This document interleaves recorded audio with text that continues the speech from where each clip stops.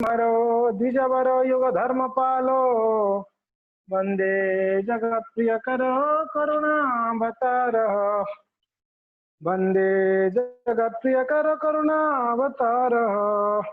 ओम नमो भगवते वासुदेवाय। ओम नमो भगवते वासुदेवाय। ओम नमो भगवते वासुदेवाय।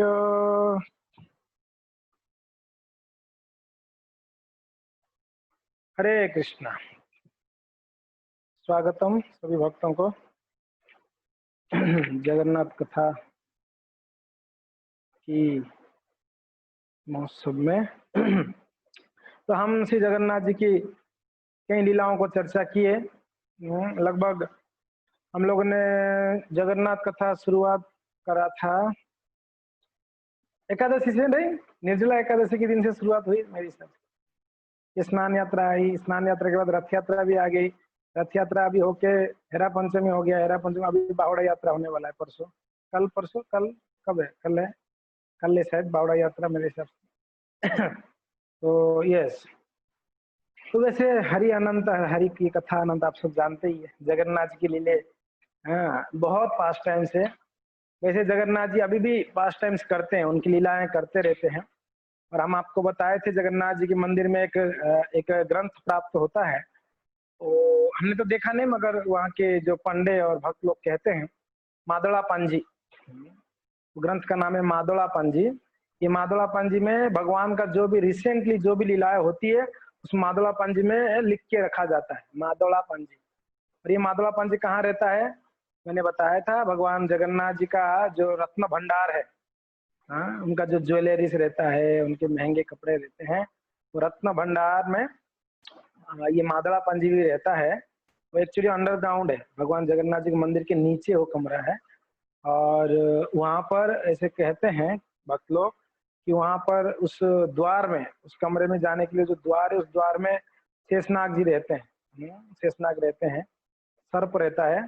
और जिनको पहचानते हैं वो सर्प, यानी जो हेड पुजारी होता है, कुछ पुजारियों को पहचानता है, वो जब जाते हैं तभी वो उनको रास्ता देती है। और मादड़ा पांजी ऐसे ऐसे हमने सुना है कि हर एकादशी को एक भक्त जाते हैं, एक पंडा जाते हैं और जाकर मादड़ा पांजी को जो है वो अध्ययन करते हैं, 1 2 3 स्टोरी भगवान का लीलाओं को अध्ययन करते हैं, ऐसे कहते हैं। और आप सब जानते हैं एकादशी के दिन भगवान जी का मंदिर के ऊपर दीप भी लगाया जाता है, दीप प्रज्वलित होता है, अखंड दीप। तो इस प्रकार से भगवान अभी भी लीलाएं करते हैं। हमको याद है हम जब छोटे थे उस समय जगन्नाथ जी के मंदिर से एक पत्थर गिर गया था, एक पत्थर गिरा था और वो पत्थर अभी भी आप देखेंगे वहां पर है, और किसी को कोई चोट नहीं हुआ, रात को गिरा था, कोई क्षति नहीं हुई है। और उस समय जब ये न्यूज पूरा फैल गया था उड़ीसा में कि जगन्नाथ जी के मंदिर से पत्थर जो है नीचे गिरा, पत्थर खसिला बड़ देवल। तो उस समय एक मूवी भी आ गया था, उड़िया मूवी, पत्थर खसिला बड़ देवल। हम छोटे थे तो ये हम जब छोटे थे तभी हमारे पढ़ाई में भी जगन्नाथ जी के पास टाइम्स हमने पढ़ा है। प्रभु रामचंद्र जी का लीलाओं का हमने हमारे अध्ययन में था, हमारे कोर्स में था, हमारे सिलेबस में था। अभी पता नहीं बच्चों के सिलेबस में क्या है, हमने तो बहुत दिन से पढ़ाई छोड़ ही दी है, तो आइडिया नहीं है। पर यस, उस समय हमारे अध्ययन में था, हमारे पढ़े, हमारे किताब में एक स्टोरी था, हमको याद है, विक्रमादित्य, राजा विक्रमादित्य के बारे में था, हमने पढ़ा है। और हमने पादुका पूजा, एक चैप्टर था हमारा, पादुका पूजा, यानी कैसे भरत जी महाराज जी जो प्रभु रामचंद्र जी का चरण पादुका लेके कैसे उनका पूजा करके स्थापना करे थे। तो ये सब हमने हमारे स्टडी सिलेबस में था। पर धीरे धीरे जैसे जैसे मॉडर्नाइज हो रहा है, जैसे जैसे आधुनिक की सभ्यता आ रहा है, वैसे वैसे ये सारा चीजों को निकाल दिया गया है। और कहा जाता है ये सब अंधविश्वास है, ये सब मन धड़न स्टोरी है, ऐसे लिख दिया किसी ने, ऐसा कुछ नहीं। तो आजकल बच्चों को ये सब शिक्षा का कमी है, इसके लिए अभी आप किसी बच्चे को पूछ लो भीम कौन है तो पता नहीं उसको। आप पूछ लो उनको कुंभकर्ण कौन है, पता नहीं। एक बार एक वीडियो आया था, क्लिप, उसको पूछा जाता है यंग लड़का लड़कियों को कि रावण कौन है, तो बोलता है रावण कौन है, तो बोलता है सीता का भाई है। और कोई पूछता है भीम कौन है, तो बोलता है छोटा भीम है। आपने आपके पास भी आया होगा, वो वीडियो बहुत वायरल हुआ था। जो भी है, कहने का तात्पर्य है कि बचपन में हम जगन्नाथ जी का लीलाओं को सुने हैं, हमारे पिताजी भी सुनाते, माँ भी सुनाती।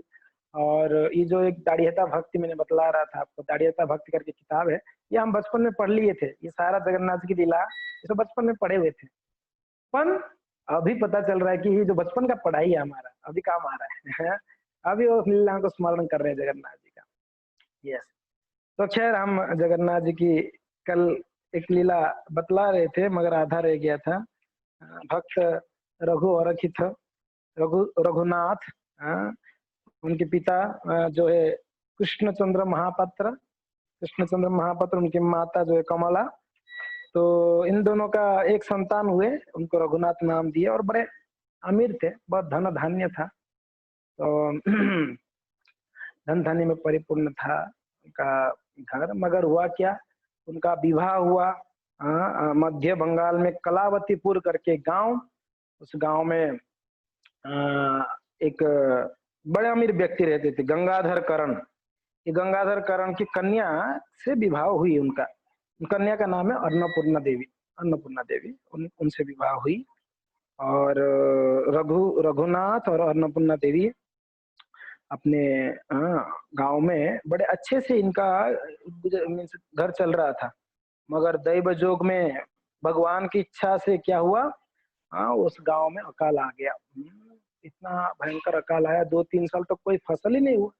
फसल नहीं हुआ, कोई कर आदाय नहीं हो पाया, जिसके कारण इनका धन धीरे धीरे खत्म होने लगा। और यहाँ तक कि वर्णन आता है, उनके पिताजी जो है कर्जा करने लगे। उनका सारा धन खत्म हो गया, ऊपर से कर्जा करने लगे। कर्जा में डूब गए। और समय के अनुसार उनके पिताजी कृष्णचंद्र जो है शरीर त्यागने के लिए अभी मीन्स अंतिम बेड में सोए हुए थे। तो उनके पुत्र रघुनाथ को बुला के बोले कि बेटा, मैंने जीवन में दुख की घड़ी, सुख की घड़ी मेरे जीवन में भी आया है, मैंने उसको सामना किया है। मगर मैं जाते जाते बहुत बड़ा जिम्मेदारी देके जा रहा हूँ आपको, एक बहुत बड़ा बोझ देके जा रहा हूँ। क्या? मैंने बहुत कर्जा कर चुका हूँ। तो इसलिए बेटा, मैं जाते जाते आपको बोल के जा रहा हूँ कि सारा कर्जा आप किसी भी हाल में चुकता कर देना। ऋण चुकता कर लेना, क्योंकि ये कर्जा जब तक रहेगा बेटा, तब तक हमको ये लोक परलोक में सुख नहीं मिल सकता है। इसलिए कर्जा आपको मुक्त हो जाना।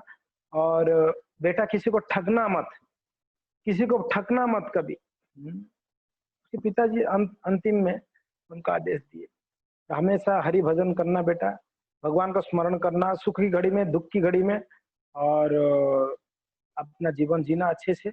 ऐसे करके उनके पिताजी प्राण त्यागे। तो उनकी जो माँ थी कमला, तो सती हो गई, उनके पति के साथ सती हो गई। उस समय था सती दाह प्रथा था, आप सब सुने होंगे। पति के साथ साथ पत्नी भी स्वेच्छा से मृत्यु वरण करती है या अग्नि में प्रवेश करती है।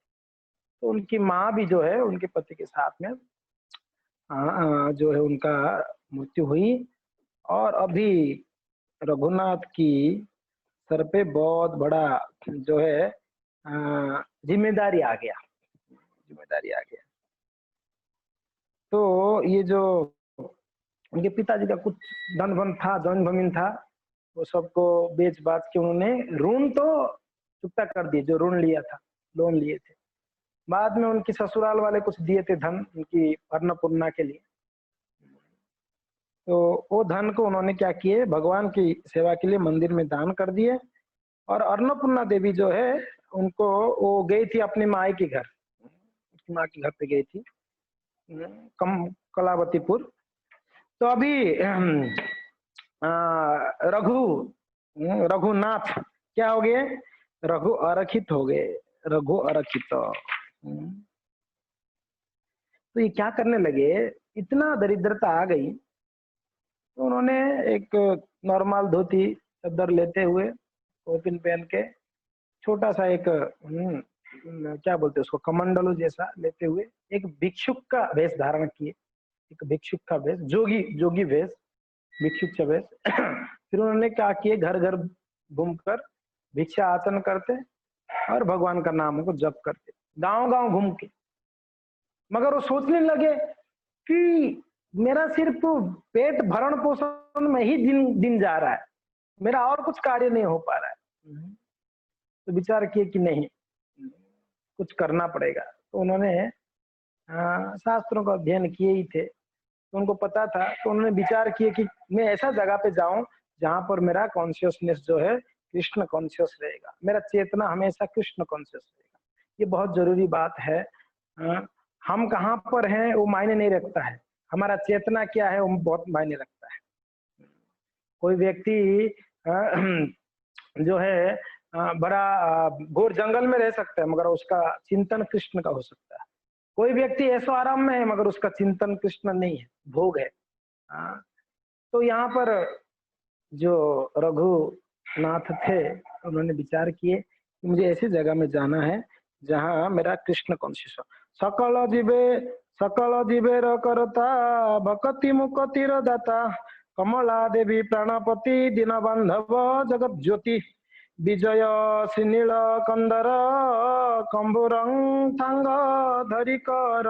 तो उन्होंने सुना था कि नीलाचल क्षेत्र में भगवान जगन्नाथ जी निवास करते हैं, और वो क्षेत्र में अगर मैं जाऊंगा तो मैं वहां पर अगर मुझे भिक्षा मिलेगा भी नहीं तो भी अगर मेरा प्राण भी चला जाएगा, कम वो विचार कर रहे भगवान के धाम में जाऊंगा तो भगवान का पहले तो दर्शन होगा, दर्शन नहीं हुआ तो प्रसाद तो मिलेगा, प्रसाद नहीं मिला तो क्या हुआ, प्राण भी जाएगा तो धाम में मेरा प्राण जाएगा।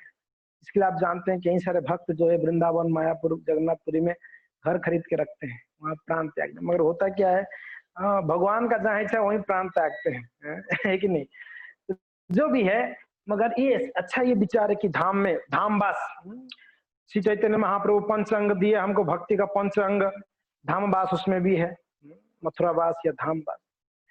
तो इसने विचार किए रघुनाथ जो है मैं भगवान की नित्य धाम जगन्नाथपुरी में मैं निवास करूंगा और श्री भगवान का कृपा प्राप्त करूंगा करके विचार करके वो चलते चलते चलते चलते पहुंच गए श्री क्षेत्र धाम जगन्नाथपुरी धाम में पहुंचकर भगवान जगन्नाथ जी का दर्शन किए। दर्शन करने के बाद वो भगवान का प्रसाद ग्रहण करके बहुत तृप्त हुए। उनको लगा कि मैं मेरा जो है नित्य धाम में पहुंच गया। अभी उनको ऐसे लग रहा था कि मैं अभी नित्य धाम में पहुंच गया।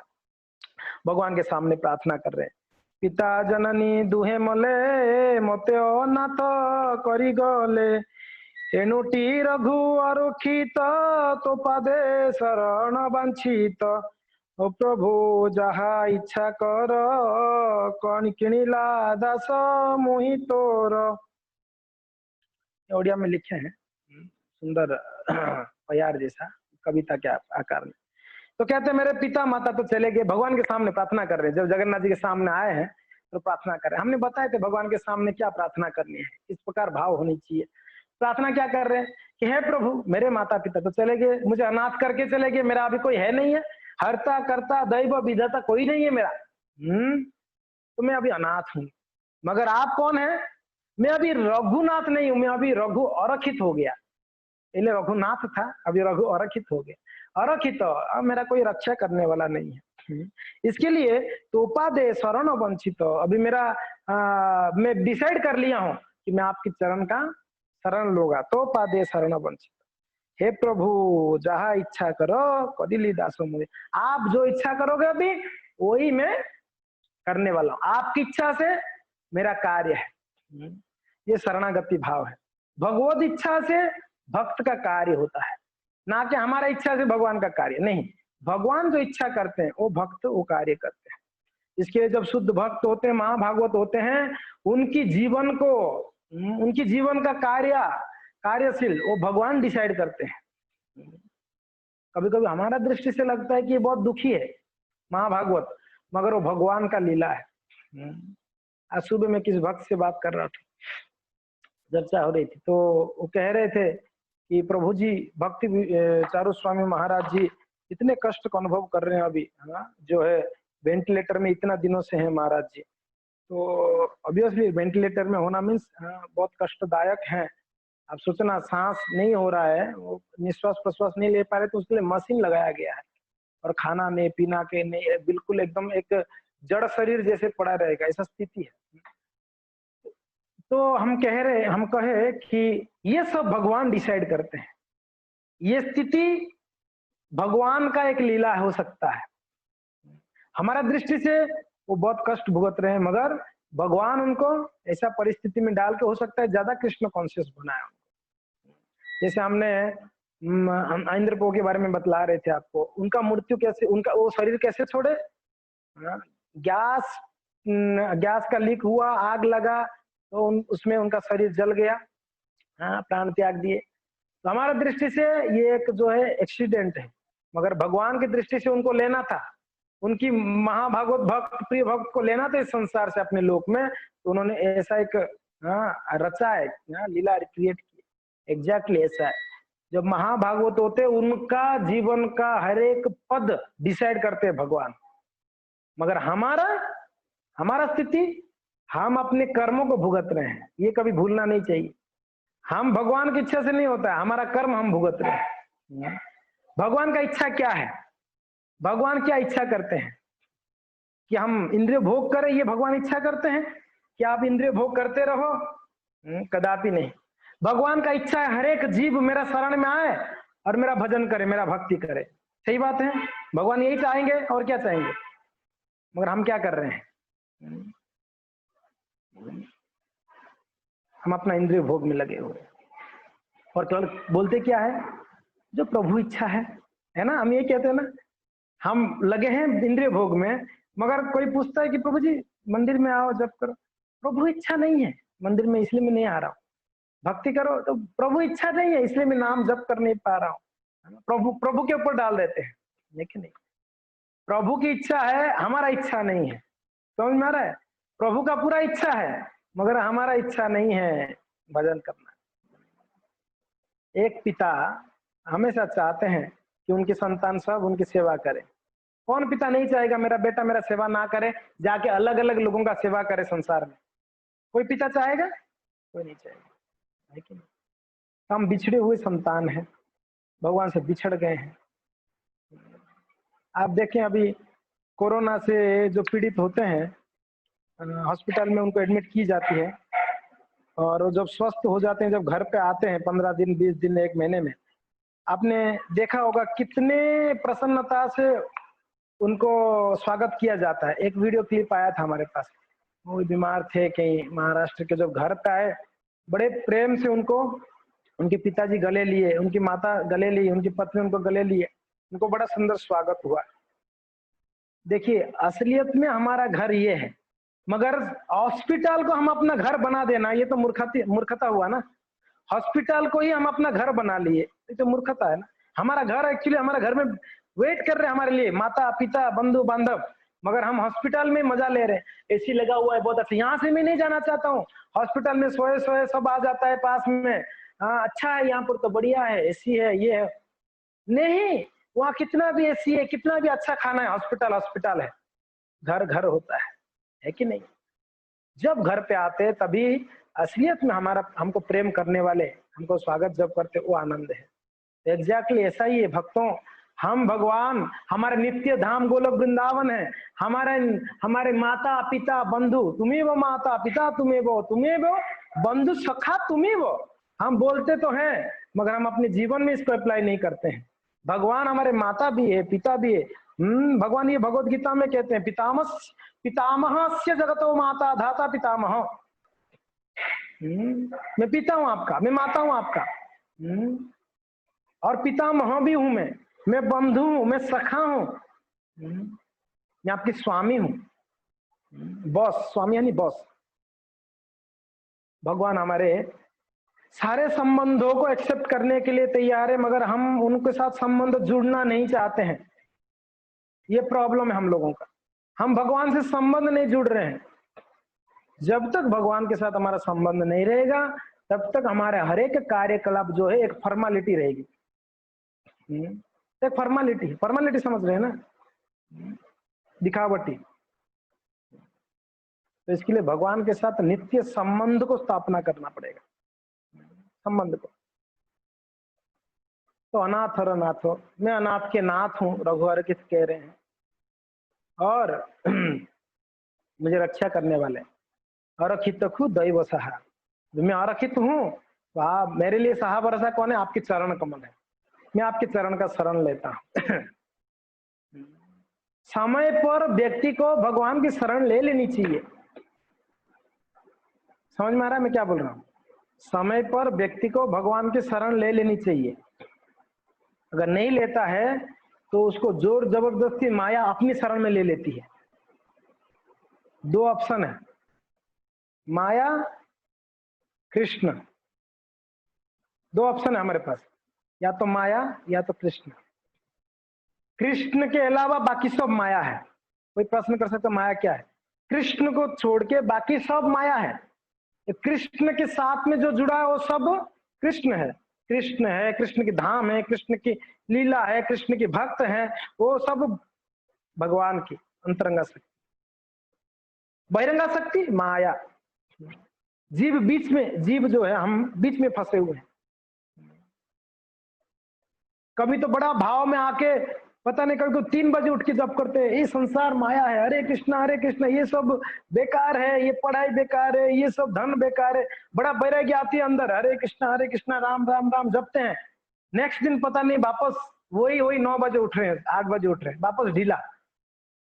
वापस जब प्रवचन सुनते हैं, भागवत पढ़ते हैं, वापस वैराग्य आ जाते हैं, अरे नहीं यार ये जीवन बेकार है, ये जप ही सार है, फिर हम करते हैं। सही बात है, ऐसे होती है हमारा जीवन में। कभी तो बहुत सिंसियर हो जाते हैं और कभी कभी देखते हैं हमारे जीवन में बड़ा जो है ढीला हो जाते हैं। इससे बहुत बड़ा शिक्षा है। जब हम सिंसियर बनते हैं, माध्यम क्या है? या तो कोई कथा श्रवण किया, या भागवत पढ़ा है, या वैष्णव संघ में आए। तो ये सिंसियरिटी हमेशा बनाए रखने के लिए हमेशा ये चीजों को करना पड़ेगा। कथा श्रवण, भागवत पठन, वैष्णव संघ, ये हमेशा करेंगे तो इंस्पिरेशन हमेशा मिलेगा, हमेशा सिंसियरिटी हमारा बढ़ेगा।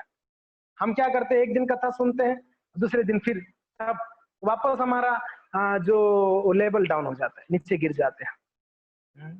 इसके लिए रोज चार्ज करना जरूरी है मोबाइल को, नहीं तो चार्ज धीरे धीरे डाउन हो जाता है मोबाइल का। आपने देखा, मोबाइल आप चार्ज करो अभी, और आजकल तो एंड्रॉइड आ गया, तो सुबह चार्ज करोगे, दोपहर तक चार्ज बिल्कुल खत्म हो जाती है, वापस चार्ज करना पड़ता है शाम के लिए। तो चार्ज जरूरी है, मोबाइल चलानी है तो एग्जैक्टली हमारा आध्यात्मिक जीवन में भी हमको चार्ज देना जरूरी है। रिचार्ज यही भागवत श्रवण है, भागवत पठन है, साधुओं की संगति में भजन करना, यही चार्ज है हमारे लिए। तो ये रोजाना नित्यम करना पड़ेगा। ऐसा नहीं कभी किया, 10 दिन तक नहीं किया, 1 हफ्ते में 1 बार किया, तो उससे क्या होगा? 1 दिन 2 दिन वो चार्ज रहता है, तब तक बड़ा हम जो है जोश में रहते हैं, उत्साही रहते हैं। जैसे चार्ज खत्म होता है, तो चार्ज कैसे खत्म हो जाता है? मोबाइल का आपने चार्ज करके रख दो, मोबाइल को आप चार्ज करो, रख दो, यूज मत करो, इंटरनेट बंद कर दो, मोबाइल को फ्लाइट मोड में डाल के रख दो, 2 दिन तक चार्ज खत्म नहीं होगा। होगा मोबाइल चार्ज खत्म होगा 2 दिन तक? नहीं होगी। आपने यूज नहीं किया, बिल्कुल फ्लाइट मोड में पड़ा है। जब यूज करते हैं तो मोबाइल में चार्ज घटती है। एग्जैक्टली ऐसा ही है। हम मान लो आज भागवत पढ़े, वैष्णवों की से श्रवण किया, नाम जपा, तो बहुत हमको एनर्जी मिला है, आध्यात्मिक एनर्जी बोल रहा हूँ, आध्यात्मिक एनर्जी मिला है। और हमने डिसाइड भी किया कि मैं रोज सुबह उठ के जप करूंगा, जप करूंगी, ये डिसाइड किया, रोज भागवत पढ़ूंगी, कथा में मैंने सुना, ये उत्साह है हमारा। मगर यूज है ना हमारा ये कॉन्शियस यूज भी हो रहा है। हम कई अभक्तों के साथ दिन में मिलते हैं, घर परिवार है, समाज है, ऑफिस में जाते हैं, दफ्तर में जाते हैं, लोगों से मिलते हैं, बात करते, चित करते, कई मैसेज को देखते हैं, टीवी देखते हैं, पिक्चर देखते हैं। ये सारा जब करते हैं तो हमारा बैटरी धीरे धीरे डिस्चार्ज होता है। सुबह सुने, शाम तक डिस्चार्ज होता है, शाम को वापस सुनते हैं, तो शाम को वापस सुने तो फिर सुबह तक और चार्ज रहता है, सुबह वापस सुनना पड़ता है, डिस्चार्ज हो जाता है तब तक। तो या तो फ्लाइट मोड में रहो आप। फ्लाइट मोड कैसा करेंगे प्रभु जी? फ्लाइट मोड यानी घर बार छोड़ के मंदिर में आके रह जाओ, ये फ्लाइट मोड है। भौतिक संसार का फ्लाइट मोड है ये। समझ में आ रहा है मैं क्या बोल रहा हूँ? आप भौतिक संसार में त्याग के आप आ गए तो ये आपका फ्लाइट मोड हो गया। वो मीन्स भौतिक संसार आपके लिए कुछ नहीं है अभी। आप एवरीथिंग मंदिर के लिए, भगवान के लिए कर रहे हो। जब मंदिर में खास करके जो ब्रह्मचारी सन्यासी होते हैं वो पूर्णतः शरणागत होते हैं, मगर हम घर गृहस्थी में हैं, ये हमारे लिए पॉसिबल है क्या? बिल्कुल पॉसिबल नहीं है। कई जिम्मेदारियां हमारे पास है, घर का जिम्मेदारी है, समाज का जिम्मेदारी है, ऑफिस का जिम्मेदारी है, ऑब्वियसली जिम्मेदारी है। तो ये जिम्मेदारियों को भी निभानी है, सिंसियरिटी को भी बढ़ानी है हमारा। तो ये दोनों कैसे हो पाएगा? इसके लिए कहा गया है कि सुबह शाम भगवान की कथाओं को श्रवण करें, भागवत को अध्ययन करें, नाम को जप करें। इसके माध्यम से हमारा चार्ज हो जाता है, हम चार्ज होते हैं।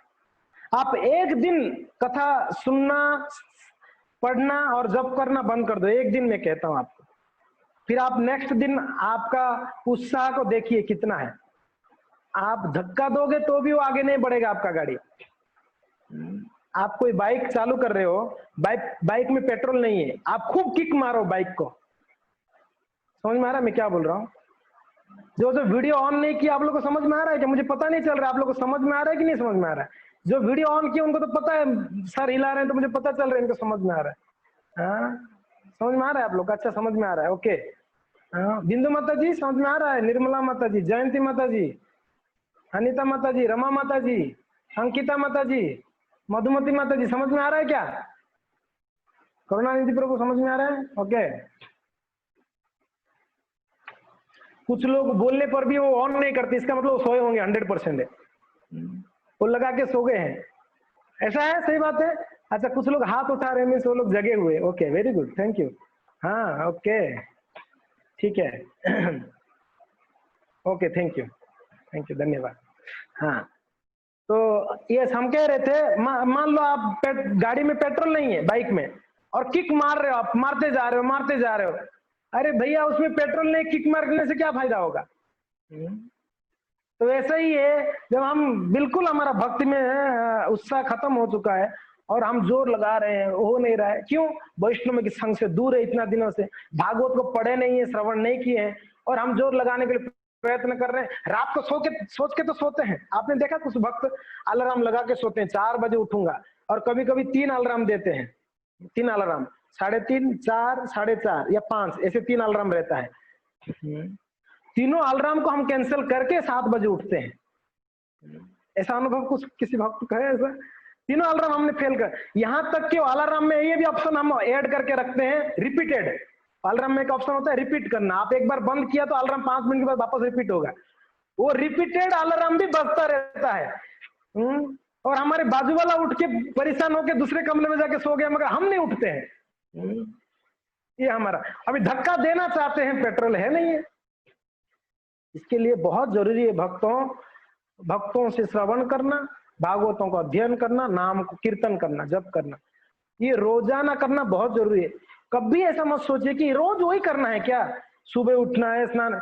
अभी कोई ऐसे सोच सकता है लॉकडाउन जब से हुआ रोज ये क्या एक शेड्यूल, ये सेम रोज सेम है।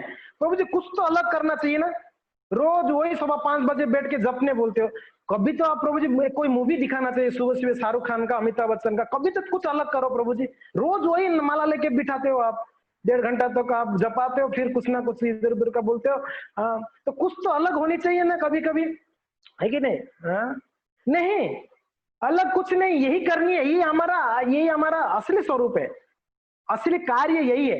रोज सुबह उठना, तो प्रभु जी रोज उठना जरूरी है क्या? क्या हफ्ते में एक दिन छुट्टी नहीं होगा? संडे का तो ऑफिस भी छुट्टी देते हैं लोग, क्या जप में भी छुट्टी नहीं दे सकते हैं आप क्या? नहीं, ये जो कार्य हम कर रहे हैं छुट्टी लेने के कार्य नहीं है, इसको बढ़ाने वाला कार्य ही है। 16 से 32 करना है हमको, ना कि हमको छुट्टी करना है कभी। ये नियम बना दिया हमारा। तो ये ऑब्वियसली ये रोज करने का चीज है, इसको कभी ब्रेक नहीं करा जा सकता। ब्रेक करे तो बहुत दिक्कत होगी हमको, बहुत दिक्कत होगा। कोई बच्चा पढ़ाई करता है, 1 साल अगर स्किप किया उसने पढ़ाई, दूसरे साल उसको पढ़ाई में मन नहीं होता है, होता है? एक साल छोड़ दो, आपकी बच्चा 1 दिन स्कूल नहीं गया है, 2 दिन नहीं गया, 3 दिन नहीं गया, बीमार पड़ा, चौथा दिन जाएगा नहीं, वो अच्छा होने के बाद भी नहीं जाएगा, नहीं मुझे नहीं जाना। फिर माँ उसको समझा बुझा कर स्कूल में लेके छोड़ के आती है, फिर स्कूल एक बार चला जाता है ना, फिर कंटिन्यू रहता है। तो एग्जैक्टली ऐसा ही हमारा स्थिति है। हम रोज करते रहेंगे जब, तो रोज एक शेड्यूल बन गया, रोज उठ के रोज जब करना, रोज कथा सुनना, रोज सब। मगर एक दिन स्किप करते हैं ना, फिर नेक्स्ट दिन भी हमारा स्किप होता है, थर्ड दिन भी, फिर ये लंबा चलती है। ऐसा नहीं, 1-2 दिन के नहीं बोल रहा हूं मैं, फिर कई दिनों तक स्किप चलता है हमारा।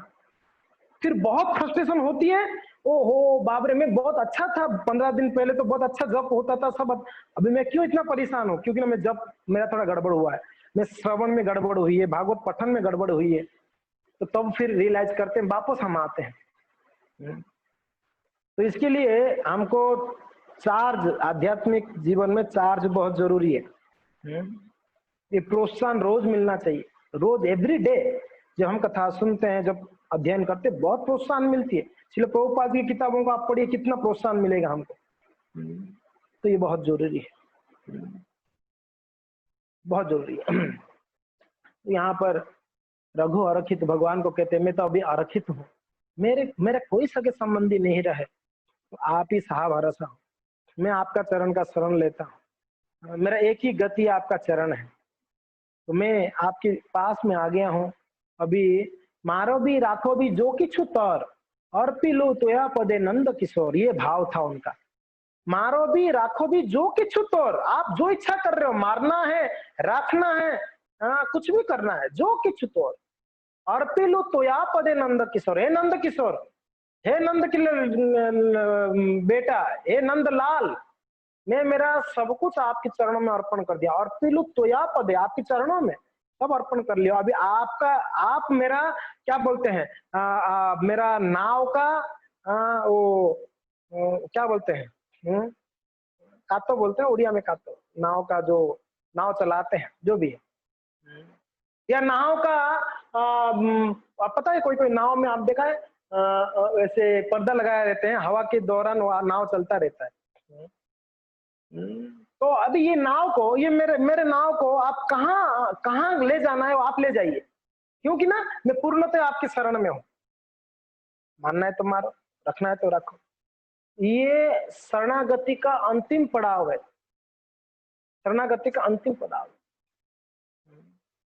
भक्तिनाथ ठाकुर कहते हैं इस बात को, मारा भी राखो भी जो कुछ, जो इच्छा तो इसके लिए ये रघु आरक्षित ने भगवान जगन्नाथ जी का शरण लिया, परम पुरुष भगवान जगन्नाथ, उनकी शरण लिया। भगवान जगन्नाथ जी, जगन्नाथपुरी धाम, वो प्रलय में भी डूबता नहीं है, ना वहां पर क्रिएशन है, ना सृष्टि है, ना प्रलय है, वो शाश्वत है भगवान जगन्नाथ जी का धाम। आपने एक नाम सुना होगा, मार्कंडेय ऋषि, नाम सुना है? मार्कंडेय मुनि, मार्कंडेय ऋषि का नाम सभी सुने, बड़े महात्मा। मार्कंडेय ऋषि महादेव जी को आराधना करे, तो महादेव जी बड़े प्रसन्न होके मार्कंडेय मुनि को आशीर्वाद दी कि हे मार्कंडेय, आप 7 कल्पों तक जियोगे, मेरा आशीर्वाद है। महादेव जी का आशीर्वाद है। कितना कल्प तक? 7 कल्प। 7 कल्प यानी ब्रह्मा जी का 7 दिन, ब्रह्मा जी का 7 डेज, ब्रह्मा जी का एक दिन को एक कल्प कहा जाता है, वैसे 7 कल्प यानी ब्रह्मा जी का 7 दिन है। तो ब्रह्मा जी का एक दिन का अवधि बड़ा लंबा है, आप जानते हैं। हाँ, ये जो सत्य, त्रेता, द्वापर, कली, ये चतुर्युग है ना, 1000 बार होता है, तो ब्रह्मा जी का 12 घंटा होता है, और 1000 बार होता है ये चतुर्युग, तो ब्रह्मा जी का, और रात का 12 घंटा होता है, ऐसे 24 घंटा होता है, एक दिन होती है ब्रह्मा जी का। आप सोचो, तो वैसे ब्रह्मा जी कितना 100 साल जीते हैं। तो 7 कल्प यानी 2000 बार चतुर्युग घूमना, यानी एक दिन है, ठीक है ना, एक दिन और एक रात को मिला के 24 घंटा। ऐसे 2000 इंटू 7 कितना हो गया? 7 दूने 14, 14,000 बार अगर चतुर्युग घूमेगा तब तक जिएंगे मार्कंडेय मुनि, ये आशीर्वाद मिली है उनको। आपको कोई इतना समय जीने का इच्छा है, लंबा समय तक? तो मार्कंडेय मुनि को यह आशीर्वाद प्राप्त हुई। तो वह क्या, ब्रह्मा जी का एक दिन पूरा हुआ, तो आपको पता है ना प्रलय होती है, ब्रह्मा जी की हर एक दिन के अंत में प्रलय होती है। 3 प्रकार की प्रलय है। तीन प्रकार के प्रलय है। एक प्रलय को जीव का मृत्यु को एक प्रलय कहा जाता है, ये शरीर का प्रलय हो जाता है। जीव का जो मृत्यु है, आत्मा शरीर से जाता है, तो ये एक प्रकार का प्रलय कहा गया शास्त्र में। दूसरा एक आंशिक प्रलय कहा जाता है। ब्रह्मा जी के हर एक दिन के अंत में एक प्रलय होता है। उस प्रलय में होता क्या है, उस प्रलय में ये 14 भुवन जो ये भौतिक ब्रह्मांड है, ये जलमग्न हो जाता है, पानी में डूब जाता है। प्रलय शब्द का अर्थ जानते हैं कि नहीं जानते हैं? नष्ट हो जाना, विलीन हो जाना, प्रलय कहते हैं। तो सृष्टि का प्रलय, तो इसको आंशिक प्रलय कहते हैं। ब्रह्मा जी की एक दिन में जो प्रलय होता है उसको आंशिक प्रलय कहते हैं। और एक प्रलय होता है ब्रह्मा जी का आयु पूरा होने के बाद, 100 साल जब ब्रह्मा जी का पूरा हो जाता है, तब महाप्रलय होती है। तब कौन सा प्रलय होता है? महाप्रलय होता है। और प्रलय कराने वाले कौन है? महादेव जी। संहार पालन करने वाले विष्णु जी, सृष्टि करने वाले ब्रह्मा जी, संहार करने वाले महादेव। कहते हैं प्रलय के समय पर महादेव जी अपनी तीसरा चक्षु खोलते हैं और तांडव नृत्य करते हैं, तब वो महाप्रलय होती है। होता क्या है प्रलय में? प्रलय यानी पूरा संसार पानी में डूब जाता है, पानी में सारे जीव जंतु सब कुछ पानी में चला जाता है। और वो सिर्फ पानी नहीं रहता है भक्तों, वो पानी अग्नि मिक्स पानी रहता है, आग मिला हुआ पानी रहता है वो। यानी कोई अगर गलती से उस पानी में बच भी गया ना, वो आग में जल के मर जाएगा। आप बोलो कि जल के अंदर आग संभव है क्या? जल है तो आग नहीं रह सकता है, बुझ जाएगा? नहीं। आपने लाभा सुना होगा, समुद्र में लाभा आता है तो अग्नि ही है ना लाभा। तो एग्जैक्टली ये जो पानी प्रलय का जो जल होता है ना, उसमें आग मिला हुआ जल रहता है। कोई नहीं बच पाएगा प्रलय में, कोई नहीं बच पाएगा। आप उस समय फ्लाइट पकड़ो, एरोप्लेन पकड़ो, हेलीकॉप्टर पकड़ो,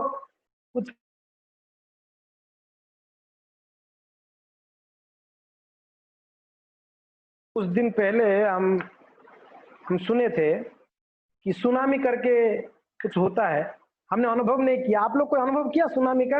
अनुभव करते तो इस समय नहीं रहते यहाँ पर कथा में, कहीं दूसरा दुनिया में होते या कहीं अलग ब्रह्मांड में होते। तो सुनामी करके हमने सुना। तो इस सुनामी में कहते हैं पूरा समुंदर जो है आके पूरा डुबा देता है शहर का शहर सुनामी में। ऐसा हमने सुना था। तो आप बताइए, सुनामी इतना भयंकर होता है जो पूरा शहर का शहर ही डुबा देता है, पानी जलमग्न कर देता है। सुनामी छोड़ दो, हमने ये तो सुना होगा ना, बन्या। बन्या को क्या बोलते हैं? पानी डुबा देता है ना, बन्या ही बाढ़ बोलते हैं, बाढ़ बोलते हैं बन्या को। बाढ़ आ जाना, कभी कभी पानी में भर जाता है बाढ़ आ जाने से। अपने मायापुर में देखा है एक वीडियो में, पूरा पानी मंदिर तक आ गया, तो भक्त लोगों ने पानी के अंदर से भगवान का आरती कर रहे हैं, नरसिंह आरती हो रही है, नाव में जाके आरती कर रहे हैं, नाव में। ऐसा कभी कभी मायापुर में होता है। गंगा जी को बड़ा इच्छा होता है, राधा माधव का चरण स्पर्श करने आ जाती है गंगा देवी। गंगा जी है ना मायापुर में, तो उनका कभी इच्छा होता है तो राधा माधव का चरण स्पर्श करना, तो गंगा उन्हीं के चरण से निकली हुई है, कभी उनका चरण धुलने का वापस इच्छा होता है तो आ जाती है अंदर मंदिर तक। अभी वो आएगी तो मंदिर तो क्या हालत होगी, पानी तो भर जाएगा। तो उस समय बाढ़ आ जाती है, बड़ा कष्टदायक है। तो वैसे सुनामी बड़ा कष्टदायक है। और प्रलय में कोई जीव नहीं दिखेंगे, कोई पेड़ पौधा कुछ नहीं रहेगा, अनंत कोटि जीव सब पानी के अंदर जल में मग्न हो जाएंगे, उसमें जलेंगे। तो अभी ब्रह्मा जी के एक दिन पूरा हुआ तो प्रलय हो गया। प्रलय हुआ तो मार्कंडेय मुनि को आशीर्वाद क्या मिला? 7 कल्प तक रहोगे। अब यहाँ पर प्रलय जल में ये तैर रहे हैं और आग शरीर में लग रहा है, क्योंकि ना पानी में आग था, तो बड़ा कष्ट अनुभव हो रहा था। मगर उनको वो मरेंगे नहीं, यानी प्राण नहीं छोड़ेंगे, क्योंकि ना 7 कल्प तक रहना है उनको। तैरते तैरते तैरते थक गए, तैरते तैरते एक जगह में पहुंचे, एक टापू दिखाई दिया। टापू समझ रहे हैं ना? चारों ओर जल है और एक जगह में एक स्थल दिखा, जबकि प्रलय में कहीं स्थल नहीं दिखेगा। मगर ये आश्चर्य हुए, प्रलय में ये कोई जगह दिख रहा है जहां पर पानी नहीं है। तो तैर तैर के उस किनारे में गए, किनारे में जाके देखे तो वहां पर एक बहुत बड़ा पीपल की वृक्ष है, बहुत बड़ा वृक्ष था, पीपल का पेड़ है। और वहां पर देखे उस पीपल के वृक्ष के पास लक्ष्मी नारायण का दर्शन हुआ। लक्ष्मी नारायण को दर्शन किए, मार्कंडेय मुनि भगवान को प्रार्थना किए, प्रलय के बड़ा शरीर में कष्ट हो रहा था उनको, पानी से बाहर निकले। मार्कंडेय मुनि जब प्रार्थना किए तो भगवान बोल रहे हैं, अरे मार्कंडेय मुनि, मेरे प्रलय के बारे में आप अनुभव कर लिए, अभी आपको शांति से रहना है, क्योंकि ना ये प्रलय कब तक चलेगा? रात, ब्रह्मा जी का पूरा रात चलेगी ना, दिन के अंत में प्रलय होता है तो ब्रह्मा जी का पूरा रात प्रलय में रहता है, ठीक है। अभी रात प्रलय यानी कितना हो गया? 2000 इंटू 12, बाद में 24, इतना अवधि तक, इतना चतुर्युग तक वापस अंधेर रात रहेगा, प्रलय जल में सब डूबे रहेंगे जीव। तो तब तक आप क्या करोगे? एक पेड़ के ऊपर जाओ, इस वृक्ष के ऊपर जाओ, पीपल के वृक्ष के ऊपर जाके मेरा एक स्वरूप आपको मिलेगा, मेरा आराध्य भगवान, जो मूल भगवान है, वो उनकी मुख के अंदर आप जाके आराम से सो जाना। कब तक सोना है आपको? ब्रह्मा जी का पूरा रात आपको सोनी है। समझ में आ रहा है मैं क्या बोल रहा हूँ? बोले पेड़ के ऊपर चढ़ना, आपको एक बाल गोपाल मिलेंगे, बाल गोपाल, और उनके मुख के अंदर प्रवेश करना और वहां से सो जाना। तो मार्कंडेय मुनि के पेड़ के ऊपर चढ़े, वृक्ष के ऊपर चढ़े, तो सच का सच एक बट वृक्ष की पत्र है, बट वृक्ष था, उसकी पत्ते के ऊपर भगवान जो है अपनी चरण का उंगली चूसते हुए खेल रहे थे, हंस रहे थे। आपने देखा कभी वो ये वाला फोटो? एक बट या पीपल का पत्ता है ना, पीपल का पत्ता है शायद, उसके ऊपर बट वृक्ष का पत्ता है, उसके ऊपर भगवान बाल गोपाल जी अपनी खुद का ही चरणों का उंगली चूसते हुए खेलते होंगे। तो ये दृश्य वहां पर दर्शन किए मार्कंडेय मुनि। तो उन्होंने जैसे नारायण बोले थे वैसे उनके मुख के अंदर प्रवेश किए, अंदर गए, क्या देख रहे पता है? 14 लोग दर्शन कर रहे हैं अंदर जाके। मार्कंडेय मुनि भगवान के अंदर, गर्भ के अंदर जाके 14 लोग देख रहे हैं, पूरा विश्व ब्रह्मांड देख रहे हैं, और उसके अंदर सारे जीवों को देख रहे हैं, सब भगवान सबको दर्शन कर रहे हैं, आकाश है, जल है, ये है, और उसके अंदर भी प्रलय देख रहे हैं, प्रलय हो रहा है, अभी सारे जीव प्रलय में डूब रहे हैं। ये सारा देखकर घबरा गए, भगवान का ये विश्व रूप को वापस बाहर आ गए, बाहर आके वापस नारायण को प्रार्थना किए। भगवान नारायण ने बोले क्या हुआ? बोले कि नहीं, बड़ा भयंकर है, उसके अंदर सो कहां पाऊंगा, ऐसा स्थिति में सो नींद थोड़ी आएगा ऐसा स्थिति में। फिर नारायण जी बोले कि चिंता मत करो, अभी ये प्रलय के समय पर आप ये जगन्नाथपुरी में रहो, ये जगन्नाथपुरी में कहीं मत जाओ, ये सेफ जगह है आप, और प्रलय जब खत्म हो जाएगा तब आप जो है भगवान यहाँ पर इसी पूरी धाम में आपके आराध्य, आपका आशीर्वाद दिए कौन? महादेव जी, आपके आराध्य महादेव को वापस आराधना करोगे आप। अभी आप इस यही प्रलय जल के समय पे यहाँ पर रहो। तो प्रलय के बाद मार्कंडेय मुनि वहां पर महादेव जी को प्रार्थना किए, तो महादेव प्रकट हुए थे एक सरोवर के पास। तो सरोवर का नाम है मार्कंडेय सरोवर। आपने नाम सुना? मैंने बताया था पूरी में पंचतीर्थ है, पंचतीर्थ में एक मार्कंडेय सरोवर है, पंचतीर्थ में से पूरी में 5 तीर्थ है, पंचतीर्थ कहा जाता है। एक महोदधि, मैं वापस दोहराता हूँ 5 तीर्थ क्या क्या है पूरी में। महोदधि महासागर, महासागर महोदधि कहते हैं, एक तीर्थ है। दूसरा श्वेत गंगा, श्वेत गंगा दूसरा तीर्थ है। तीसरा रोहिणी कुंड, रोहिणी कुंड तीसरा है। चौथा इंद्रदुम्न सरोवर, चौथा इंद्रदुम्न सरोवर। पांचवा मार्कंडेय सरोवर। ये पंच तीर्थ है, इसलिए जब भी पूरी जाएंगे ये 5 तीर्थों के जल में स्नान या आचमन करनी चाहिए, तब आपको सारे तीर्थों का स्नान का फल प्राप्त होगी पंच तीर्थ में करने से। तो ये मार्कंडेय बोला ना, 5वां बोला, बोल दिया ना 5, वापस बताओ। महोदधि, महोदधि यानी महासागर, जिसको वहां पर सागर है, महोदधि। श्वेत गंगा, श्वेत गंगा, श्वेत गंगा, गंगा है मगर श्वेत है, व्हाइट, श्वेत गंगा। तीसरा रोहिणी कुंड, रोहिणी कुंड। चौथा इंद्रदुम्न सरोवर, इंद्रद्युम्न सरोवर। पांचवा मार्कंडेय सरोवर। ये पंच तीर्थ है, पंच तीर्थ। कहते हैं जो श्वेत गंगा है वो साल में एक दिन कुछ क्षण के लिए वो पानी बिल्कुल श्वेत हो जाता है, व्हाइट दूध जैसा, इसके लिए उस सरोवर को श्वेत गंगा कहते हैं। भगवान जगन्नाथ जी का कुछ उत्सव के लिए उस श्वेत गंगा से पानी लिया जाता है। भगवान जगन्नाथ जी का प्रिय है वो सरोवर। एक बार एक पंडा था, पुरी के पंडा, वो श्वेत गंगा में स्नान कर रहा था, डुबकी लगाया, डुबकी लगा के उठा, बनारस में निकला वो गंगा जी में। बनारस पता है ना, बनारस, वाराणसी, वहां निकला वो। घबरा गया, कहाँ पर हूँ? पूछा ये कौन सा जगह भैया? बोलते तू वाराणसी? वाराणसी है। वाराणसी? गंगा घाट में निकला वाराणसी में। लेकिन भाई अभी उसको पता नहीं, अचानक तो ये यहाँ पर आ गया, क्या करो? तो वहां पर गंगा तट पर एक कन्या थी, वो देखी, बोले कि अरे बड़ा सुंदर आदमी है, बोले कि मेरे से विवाह करोगे क्या? बोले कि क्या विवाह में कहाँ फंस गया, ये विवाह की बात कर रही है ये। बोलते कि आप मुझे बहुत अच्छा लग रहे हो, बड़े सुंदर हो आप, और आप दिखने में, और जनेऊ भी था, बड़े ब्राह्मण हो आप, मेरे से विवाह करो। उसको कुछ समझ में नहीं आ रहा था, और विवाह भी हो गया उसका, एक संतान हो गया उसका, कुछ दिनों में रहा, क्योंकि अभी कोई उपाय नहीं, उसको पता नहीं पूरी कैसे आना है, कहाँ से कैसे आ गया, वो घबरा गया। फिर कुछ समय के बाद उसका एक संतान भी हो गया। ये कथा आती है, भक्ति पुरुषोत्तम महाराज लिखते हैं। तो बाद में उसको रियलाइज हुआ, अरे यार मैं कहाँ जगन्नाथ जी की सेवा में था, मैं कहाँ आके फंस गया बनारस में कहीं पर। ओहो, मेरे से सेवा छूट गया ठाकुर जी का। और एक दिन वो गंगा, वही बनारसी की घाट में गया, गंगा में जाके प्रार्थना किया, जगन्नाथ जी बचाओ, कहाँ फंसा दिया आप मुझे वाराणसी में, मैं आपका सेवा करना चाहता हूँ। डुबकी लगाए, हाँ, वहां पर डुबकी लगाकर प्रार्थना करते हुए डुबकी लगा के जब उठे तो श्वेत गंगा में वापस उठे, श्वेत गंगा में निकले। सब लोग बोले कि तू कहाँ चला गया इतना दिन? बोले यार मुझे अभी रियलाइज हुआ, मुझे विश्वास नहीं था कि ये श्वेत गंगा, नाम तो दिया गया, मुझे लग रहा था ये गंगा नहीं है, मगर मुझे भगवान ने रियलाइज करने के लिए बड़ा लंबा खेल खेला मेरे साथ भगवान ने, उसको विश्वास नहीं था। वो लगी ये कैसे गंगा हो सकता है, ये तो एक सरोवर है। तो इसके लिए भगवान ने मेरे साथ ऐसा खेल, और उसने किसी को बोला नहीं कि वो विवाह कर लिया। क्यों?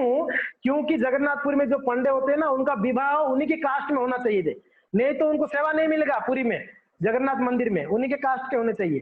तो अभी ये अगर बोलेगा मैं जाके बनारस में किसी कन्या से विवाह करके, मेरा पुत्र भी है, तो यहाँ पर उसको कोई एक्सेप्ट ही नहीं करेंगे सेवा के लिए, तो इसलिए बोला नहीं, झूठ छुपा था। तो वहां पर वो सेवा में लग गया वापस। तो यहाँ पर इसकी पत्नी बनारस से ढूंढते ढूंढते ढूंढते पता चला कि पुरी का है वो मेरा पति। वो पुरी पहुंच गई, पहुंच के पूछी उसका नाम, तो बोले कि हाँ ये सेवा कर रहा है मंदिर में।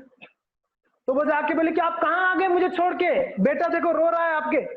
तो बोलते हैं कौन हो आप मैं नहीं जानता हूँ, जाओ यहाँ से, क्योंकि उसको डर था ना, पता चलेगा तो इसको सेवा नहीं देंगे। तो उनको बोले थे जाओ यहाँ से, मैं जानता नहीं आपको। बोले कि कैसे नहीं जानते, आपका संतान है ये, मैं आपका पत्नी हूँ। तो वापस सारे जो बुजुर्ग पंडित थे वो मीटिंग बिठाए, बोले एग्जैक्टली क्या हुआ, तू सच सच बोल तो तेरे को सेवा देंगे, नहीं तो तेरे को सेवा नहीं दी जाएगी। तब सच सच बोला, मैं एक दिन यहाँ डुबकी लगाए तो निकला बनारस घाट में, और मुझे ये कन्या मिली, विवाह हो गया, ये मेरा संतान भी है। वापस में एक दिन भगवान को प्रार्थना करके डुबकी लगाए तो मैं यहाँ पर निकला, मुझे डर था कि मुझे सेवा में आप लोग नहीं लोगे करके, इसके लिए मैंने बताया नहीं इस चीज को। तब पंडित लोग बोले कि बेटा ऐसा नहीं करनी चाहिए, आपकी पत्नी बच्चे उनको ध्यान रखो और चिंता मत करो, आप भगवान का सेवा पूजा में रहो, इनका ध्यान रखो। तो उनकी पत्नी बच्चे वही पूरी में रहे। ऐसे ये कथा महाराज जी से मैंने सुना था। तो यस, वो श्वेत गंगा है, वो गंगा जी अभिन्न है, इसके लिए वहां पर जब हम जाते हैं इसी भाव से आचमन और स्नान करते हैं कि गंगा जी है स्वयं। एक पुरी में एक जगह मैंने बताया था, परमानंदपुरी कुआं, ये मैंने कुछ दिन पहले बताया था, परमानंदपुरी कुआं। परमानंदपुरी कुआं, ये कुआं खोदे थे, और कुआं में पानी नहीं आ रहा था, तो पानी नहीं आ रहा था। एक बार चैतन्य महाप्रभु वहां से कीर्तन कर रहे थे, वहां पहुंचे परमानंदपुरी, चैतन्य महाप्रभु की एक प्रकार की गुरु तुल्य है। तो बोले यहाँ पर पानी नहीं है कुएं में। चैतन्य महाप्रभु आह्वान किए, गंगा यमुना सरस्वती त्रिवेणी का कावेरी सबको प्रार्थना किए, आह्वान किए, तो सारे तीर्थ आके उस कुएं के अंदर प्रवेश किए। और भगवान चैतन्य महाप्रभु बोले ये कुएं में आज से सारे दुनिया के जितने तीर्थ इस कुएं में निवास करेंगे, और ये कुएं का पानी में कोई अगर स्नान या पान करेंगे उसको सारा तीर्थ का फल प्राप्त हो जाएगी। तो परमानंदपुरी कुआं, आप कभी पुरी में जाओगे जगन्नाथपुरी, तो आप ये परमानंदपुरी कुआं में जाइएगा, और वहां का पानी को आप जल पान करिए या तो आचमन करिएगा, कुआं अभी भी है? मगर लोग नॉर्मली पुरी जाते हैं, कुछ लोग बोलते हैं हम पुरी गए, मगर कहाँ गए? सिर्फ जगन्नाथ जी को देखे, समुद्र में जाके थोड़ा सा आइसक्रीम गोलगप्पे खाए हैं और खा के आ गए, हो गया उनका पूरी दर्शन। पुरी जाएंगे तो बहुत सारे ऐसे जगह हैं जो हम कभी देखा ही नहीं होगा, भक्तों के साथ जाएंगे तो हम ये सब दर्शन करके उसका लीलाओं का आस्वादन कर सकते हैं। तो खैर ये श्वेत गंगा के बारे में वर्णन है।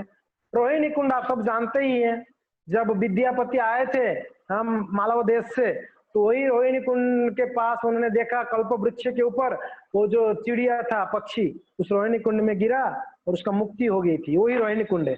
और कहते हैं जब प्रलय होती है इस रोहिणी कुंड से ही जल आता है, पूरा ब्रह्मांड को प्रलय करता है, वापस प्रलय खत्म होने के बाद सारा जल इसमें समा जाता है, ये रोहिणी कुंड है। इंद्रदुम्न सरोवर मैंने बताया था, इंद्रदुम्न महाराज जी ने भगवान जी का जब स्थापना, मंदिर का स्थापना कर रहे थे तो उन्होंने कई गाय लाके रखे थे ब्राह्मणों को दान करने के लिए, गोदान करने के लिए। तो उस गाय को जो रखा हुआ था, वो गाय की खुर से रात भर रुके, कुछ समय रुके, तो वो खुर से एक गड्ढा हो गया और उसमें गाय का गोबर और गोमूत्र से वो एक सरोवर बन गया। उस सरोवर इंद्रदुम्न सरोवर है, आज भी वो सरोवर है जगन्नाथपुरी में। और ये मार्कंडेय सरोवर, मैंने अभी कथा बताया, मार्कंडेय मुनि मार्कंडेश्वर महादेव जी को प्रार्थना किए थे वहां पर, तो सरोवर का नाम मार्कंडेय सरोवर हुआ। और उस जो महादेव जी वहां पर है मार्कंडेय सरोवर के पास, वो मार्कंडेयेश्वर महादेव है, वहां पर है। तो इस प्रकार के ये पंच तीर्थ हैं जो जगन्नाथपुरी में, हाँ आप जाएंगे तो उस पंच तीर्थ का लाभ ले सकते। तो खैर हम ये कह रहे थे कि रघु अरखित, तो रघु अरखित ने भगवान के चरणों में प्रार्थना कर रहे हैं कि प्रभु मेरा तो साहब और साहब है। तो प्रार्थना करते हुए रघु अरखित क्या करते, कभी कोई वैष्णव बुलाते खाने के लिए तो चले जाते, भोजन ही करना है। कोई वैष्णव सिंहद्वार में खड़े रहते हैं भिक्षा आसन करने, कोई वैष्णव प्रसाद दे दिया तो वो खा के बस तृप्त हो जाते और वहां पर रह के बस नाम जप करते, भगवान की लीलाओं को स्मरण करते, नाम जप करते, वैष्णव को दर्शन करते। आप बताइए इससे आनंद और क्या मिल सकता है? जो सिंपल जीवन में जो आनंद है वो भोग ऐश्वर्य में वो आनंद नहीं है क्या? गांव में झोपड़ी में रहने वाले जो 2 रोटी खाते हैं, सब्जी बना के खाते हैं, दिन भर मेहनत करते हैं, सोते हैं, वो रस्सी की खाट में सो जाते हैं, आप देखो, या तो नीचे ही चटाई डाल के सो, ये जो आनंद है वो लोग का, वो आनंद हमारे है? हम एसी में सो के भी, इतना बड़ा महल में रह के भी, इतना वैरायटी खा के भी वो आनंद नहीं है जो उन लोग का आनंद है। सरल जीवन में जो आनंद है, भोग ऐश्वर्यपूर्ण जीवन में आनंद नहीं है। इसलिए कहते हैं त्यागात शांतिम अनंतरम, त्याग से आनंद है, शांति है। जितना भोगों को हम त्यागेंगे उतना हम आनंद प्राप्त करेंगे, जितना भोगों को हम करते रहेंगे, भोग वृत्ति में रहेंगे, उतना जीवन में कष्ट होएगा। भोगात रोग भयापह, भोग से रोग उत्पन्न होती है, और त्यागात शांति अनंतरम, त्याग से शांति प्राप्त होती है। क्या चाहिए, शांति या रोग? हमको डिसाइड करनी है, शांति चाहिए या रोग चाहिए, हमको डिसाइड करनी है। तो यहाँ पर ये रघु अरखित ने बड़ा आनंद में थे, मगर एक घटना होगी उनके जीवन में। क्या हुआ? यहाँ पर उनकी ससुराल की तरफ आ जाइए, हमने कल बताए थे उनकी ससुराल की तरफ 7 भाई थे, उनकी 7 साले थे, और एक ही उनकी कन्या थी। वो 7 भाइयों का एक बहन, बड़े लाडली थी। उन 7 भाइयों के लिए ऑब्वियसली लाडली होगी, एक ही बहन थी, तो उनको बड़ा प्रेम से उन लोगों ने पालन पोषण किया था, 7 भाइयों ने, उनकी माता पिता ने। तो अभी जब उनको पता चला कि उनकी जो जवाई या दामाद, जो भी आप कहते हैं, दामाद जी अभी क्या कर रहे हैं, भीख मांग के चल रहे हैं। कहां पर? वो भी जगन्नाथपुरी में। इनकी गांव में कोई भी जाते हैं पुरी में, आके बोलते और आपका दामाद वहां पर भीख मांग रहा है, शर्म धर्म नहीं आप लोग को? कोसता है, ये लोग बड़ा शर्म लेते, अरे यार, ये बोलते हमारा दामाद ही नहीं है, वो ऐसे बोल देते। इज्जत की बात है ना, इज्जत की बात है। लोग आजकल इज्जत के लिए क्या क्या नहीं करते हैं, इज्जत के लिए क्या क्या दाव में नहीं लगा देते हैं। रेस्पेक्ट होना चाहिए, हाँ, समाज में हमारा नाम होनी चाहिए। तिलक लगा के जाऊंगा तो क्या बोलेंगे समाज में मुझे? तू क्या बाबा बन गया क्या, ऐसे बोलेंगे लोग मुझे, मेरा इज्जत कचड़ा हो जाएगा तिलक लगाऊंगा तो। कंठी माला ये लगाऊंगा तो लोग बोलेंगे साधु हो गया क्या, कंठी माला नहीं पहनते, तिलक नहीं लगाना है। हाँ, धोती कुर्ता में जाऊं, बोलेंगे तू महात्मा बन गया क्या। डर है, समाज का डर है हमको, ये डर हमको इतना सताता है कि हम भक्ति करने नहीं देता है। माला फेरने के लिए तो जप करो, जप करेंगे लोगों के सामने, लोग क्या बोलेंगे, जीवन बर्बाद हो गया क्या, ऐसे बोलते हैं ना लोग, जप करेंगे बोले जीवन बर्बाद हो गया क्या। दारू का खंबा लेके चलो, दारू का बोतल, बोलेंगे कि ये पक्का आदमी है, सुधर गया ये। अभी भजन माला ले जाओ, जप माला, लोग बोलेंगे जीवन इसका बेकार हो गया, देखो क्या कर रहा है। आप लोगों को तो पता नहीं, बोलते नहीं, हमको तो बहुत बोलते हैं, जहां तहां कहीं भी कोई भी बोल देता है। दो चीज तो हमको बोलते हैं, एक तो बोलते हैं महाराज हाथ देखोगे क्या, चलो महाराज हाथ देखोगे क्या। अब दूसरा क्या पूछते हैं, महाराज हमको बताइए आप ऐसे हो क्यों गए, क्या हुआ, कोई लड़की धोखा दी क्या आपको। मैंने कि भैया ये क्या बात हो गई, बोले क्यों साधु हो गए आप, आपके जीवन में क्यों ऐसे परिवर्तन आ गया। लोग सोचते हैं कोई साधु हो गया, मैं उसकी कोई जीवन में कोई अघटन हो गया, दुख हो गया, कोई लड़की धोखा दे दिया, माता पिता घर से निकाल दिए होंगे, बिजनेस व्यापार में ठप हो गया होगा, जॉब नहीं मिला होगा, पढ़ाई में फेल हो गया होगा। वो लोग सोच नहीं पाएंगे कि इंजीनियर करके भी संत बन सकते हैं, ये लोगों को हजम ही नहीं होता है। बोलते कि अभी ऐसे तो हम कुछ पढ़े लिखे नहीं है, मगर हमारे संस्था में आप जानते हैं स्कूल में बड़े बड़े पढ़े लिखे लोग हैं, गोल्ड मेडलिस्ट ऐसा है, बड़े बड़े इंजीनियर लोग हैं, हाँ, जो संत ब्रह्मचारी बन गए, सन्यासी बन गए, हाँ, तो लोग हजम नहीं कर पाते, क्या हो गया इस लड़का को, ठीक तो था कुछ समय पहले, 1-2 साल पहले तो सब ठीक था, हो क्या गया इसके जीवन में। हाय हाय, बेचारे को कितना माता पिता ने कष्ट करके इसको पढ़ाया है, हाँ अच्छा व्यक्ति बनेगा, मगर ये उसका जीवन बर्बाद हो गया, ऐसे सोचते हैं। तो खैर यहाँ पर ये लोग भी यही सोच रहे थे, ये कौन, ये ससुराल वाले, रघु अर्कित के ससुराल वाला यही सोच रहे थे, मेरा दामाद का जीवन तो बिल्कुल बेकार हो गया, भिखारी बन गया। उनको पता नहीं वो जो आनंद ले रहा था वहां जगन्नाथपुरी में, वो आनंद को लोग अनुभव नहीं कर पा रहे थे, लेकिन मेरे कन्या को कैसे इसको दे। तो ये लोगों ने आपस में डिसाइड किए, इष्ट गोष्ठी किए इष्ट गोष्ठी तो नहीं बोल सकते हैं, मुष्टि गोष्ठी, वहाँ गोष्ठी इकट्ठा होके चर्चा किए। क्या चर्चा की, ये लोग विचार किए कि देखो हमारे बेटी को इसको देना ठीक नहीं है, वो भिखारी है और उसने अपने जीवन में माँ को खाया, पिताजी को खाया, धन खाया, सब खत्म कर दिया, इसका दुर्भाग्य है। तो हमारा बेटी अगर उसके साथ रहेगी, इसका भी दुर्भाग्य इसके सर पे मंडराएगा, ये कभी सुखी नहीं रह सकती, और इसको हमने इतना लाड़ प्यार से बड़ा किया, तो कैसे उनके घर पे रह सकती है, उसके साथ में भिक्षा मांगना पड़ेगा इसको। तो ये लोग ने विचार किया इसका दूसरा विवाह कर लेंगे, भूल जाओ कि इसका विवाह हुआ था। तो ये लोग ने प्लान करके उसके लिए कन्नी लड़का ढूंढे। तो मैंने बताया था कल, उस राज्य में जो राजमंत्री थे, हाँ, बसु महापात्र राजमंत्री, बड़ा पोस्ट है, उनके पुत्र से विवाह के लिए अन्नपूर्णा का विवाह तय हुआ। अब जब बसु महापात्र का लड़का को पता चला कि हाँ इससे अन्नपूर्णा से विवाह होना, बहुत खुश हुआ, क्योंकि ना बड़ा सुंदर थी और गुणवती थी वैसा। तब ये डिसाइड हुई, फाल्गुन आसंता आने वाला फाल्गुन मास के शुक्ल पक्ष के दिन शुभ लग्न है, इसका विवाह होगा। फाल्गुन मास में शुक्ल पंचमी के दिन इसका विवाह होगा, डिसाइडेड हो गया। जब ये कन्या को पता चला कि इसका दूसरा विवाह कराया जा रहा है, वो कन्या अपने सर पे हाथ दे के रोने लगे, हाय हाय मैं मर जाती, इतना बड़ा अत्याचार मेरे साथ में, और मेरे पिताजी ये मेरे सुहृद कहाँ हुए, ये तो मेरा एक प्रकार के शत्रु जैसे मेरे से व्यवहार कर रहे हैं, मैंने क्या अपराध किया उनके चरणों में, मेरे प्राणनाथ होते होते, मेरे पतिदेव होते होते मेरा दूसरा विवाह मुझे करना पड़ेगा, दूसरा किसी की मुंह देखना पड़ेगा मुझे। मो प्राणनाथ थाऊ थाऊ विवाह करिबे मते आओ, मु पुणी धरी शरीर वचन कहिबी कहार।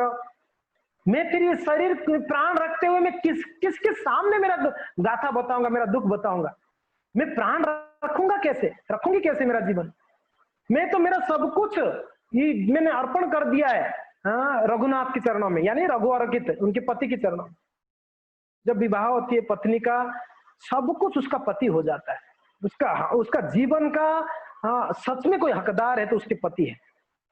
हकदार यानी उनको सुरक्षा देना पति का धर्म है। हर कदम कदम पर सुरक्षा भी देना, उनको भरण पोषण भी करना।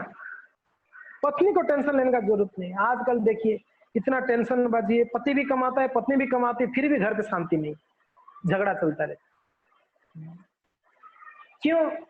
क्योंकि ना पति को डर है कि मैं नहीं संभाल पाऊंगा, पत्नी के डर है मेरे घर चलेगा नहीं, तो दोनों को जॉब करना पड़ता। परिस्थिति ऐसा है। मैं देखा बच्चे नहीं है फिर भी 2 पति पत्नी जॉब कर रहे हैं, हद है। एक बच्चा है फिर भी जॉब कर रहे। चलो पहले समय पर, जैसे यहाँ पर आप देखिए इसका 7 पुत्र 1 कन्या थी, ऐसे 8-8 अगर संतान होते आजकल तब तो पता नहीं क्या हो जाता। हाँ, हम तो मर जाते ना, फांसी दे देते। ऐसा स्थिति नहीं अभी। 1-2 बच्चे फिर भी हम संभाल नहीं पाते, पति पत्नी दोनों टेंशन लेते हैं, कमाते हैं, फिर भी नहीं भरण पोषण कर पाते। क्यों? क्योंकि ना इच्छाएं बहुत है ना, आज इच्छाएं बहुत हो गया है, और चाहिए हमको, ये भी चाहिए, वो भी चाहिए, वो भी चाहिए। तो खैर यहाँ पर ये अन्नपूर्णा बहुत फूट फूट के रो रहे, मगर बोलेगी किसको? भाई ये सब बड़े हैं, माता पिता बड़े हैं, संस्कार भी देखो इसका। आप देखो अन्नपूर्णा का संस्कार, बड़ों के सामने मुंह खोल के बोल नहीं सकती मैं, और किसी को बोलूंगा कहाँ, मेरे पति भी नहीं है मेरे साथ में। संस्कार देखिए, आज तो मुंह पे जवाब बच्चों का, देखो मुंह पे ही बोलेंगे। ये आजकल के जमाने के बच्चों का, और उसमें कितना संस्कार है आप सोच सकते हो। इनके साथ अन्याय हो रहा है एक प्रकार से, इसका दूसरा विवाह करना, वो मगर शक्ति नहीं है उसको बोलने के लिए, ताकत नहीं कि मैं बोल पाऊंगी मेरे माता पिता भाइयों के सामने। नहीं नहीं नहीं, मेरा औकात नहीं बोलने का, मगर अंदर ही अंदर घुट रही थी। और ज्यादा समय नहीं बचा है, अभी 1 महीना बचा है विवाह के लिए इसका, अन्नपूर्णा का। बहुत चिंता में, उसके घर पे एक काम वाली बाई आती थी, उनके घर पे अमीर थे ना ये लोग, काम वाली बाई आती थी। तो काम वाली बाई जो है उसको ये अच्छा व्यवहार था, उसको माँ करके बुलाती थी ये। देखिए पहले की समय का जो लीलाएं सुनते हैं ना, हर कदम कदम पर शिक्षाएं हैं। काम वाली बाई को माँ करके बुलाती। आज तो हमारे माँ को माँ ने बोलने के लिए शर्म आती है ना, आजकल के बच्चे माँ को माँ नहीं बोलते, मम्मी मम्मी बोलते। पिताजी को डॉग, डॉग नहीं डाडी, सॉरी, पिताजी को डाड, डाड डॉग जो भी है, डाड शॉर्टकट। शर्म आता है पिताजी बोलने के लिए, पापा बोलने के लिए शर्म आता है, पिताजी बोलने के लिए शर्म आता है, माँ माँ करके बोलने शर्म आता है। माँ कितना पवित्र शब्द है, माँ। माँ बोलते ही हृदय में इतना प्रेम भर जाता है माँ के प्रति, है कि नहीं? माँ बोलते ही हृदय में कितना प्रेम भरती है। मम्मी बोलो, प्रेम भरती है क्या मम्मी बोलने से? अब बच्चे आजकल मॉम, मेरे मॉम है, मम्मी पूरा भी नहीं बोलते हैं, अभी शॉर्टकट मॉम कर दिया। मॉम किसको कहते हैं पता है? मम्मी किसको कहते हैं? मम्मी आप सुना है बच्चे? मम्मी जानते हो? जो मर जाते हैं उसको पूरा शरीर में कपड़ा वपड़ा वो ये करके रखते हैं ना, वो उसको मम्मी कहते हैं ना, मम्मी। समाधि दी जाती है मम्मी। अब बताओ, हमारे माँ को हमने मम्मी बना दिया, उनको पिताजी को डाड, हेलो डाड, हाय डाड, ये तो हद हो गया। पिताजी को हेलो हाय, ये तो हद ही है। पिताजी के सामने बोलने को डर लगता हमको, और उनको हाय करना, हाय पापा, हाय डैड। हाय क्या भैया? जय श्री कृष्णा बोलो, हरे कृष्णा बोलो, प्रणाम बोलो। आज कोई बच्चे प्रणाम करते हैं? कोई नहीं। माथा फोड़ लो, आपके बच्चे आपके चरण नहीं छुएंगे, नहीं। पहले जमाने में संस्कार ऐसे था। क्यों? क्योंकि ना ये अपने माता पिता को चरण छूते डेली, तो बच्चे देख के भी यही सीखे। जब हम अपने माता पिता को चरण रोज सुबह उठ के उनको चरण स्पर्श करते, तो हमारे बच्चे जब देखते हैं मेरे माता पिता कर, मैं भी करता, ये संस्कार होती है, देख के सीखते हैं बच्चे। तो आज ये क्यों नहीं है? क्योंकि ना हम अपने माता पिता को सेवा नहीं करते हैं, या उनके चरण स्पर्श नहीं करते, या उनको रेस्पेक्ट नहीं करते हैं, इसलिए हमारे बच्चे हमको इस प्रकार से व्यवहार करते। और आधुनिक की उपकरण बढ़ गई है बच्चों को बिगाड़ने के लिए। जो भी है, कहने का तात्पर्य है यहाँ पर अन्नपूर्णा का जीवन देखिए, ओ हो, इतना उसके प्रति रेस्पेक्ट उनकी माता, इतना होने पर भी वो प्रतिवाद नहीं कर रही थी कि मैं मेरे साथ ऐसे क्यों किया जा रहा है। मगर वो जो दाई थी, बाई थी, उनको दुख बताती, देखिए माँ, मेरा पति वहां पर पता नहीं कैसे स्थिति में होंगे, क्या खाते होंगे, मैं पत्नी होने के नाते मेरा फर्ज में नहीं निभा पाती हूँ, मेरा जो है कर्तव्य कि मेरा पति को अच्छा खिलाना, उनको सेवा करना, मगर मैं नहीं कर पाती यहाँ पर। और ऊपर से माँ देख, मेरे माता पिता, मेरे भाई लोग डिसाइड किए मुझे किसी से विवाह कराने का, और डेट भी तय हो चुका है। तो बोलती कि माँ, मैं तो घर से बाहर नहीं निकल पाऊंगी।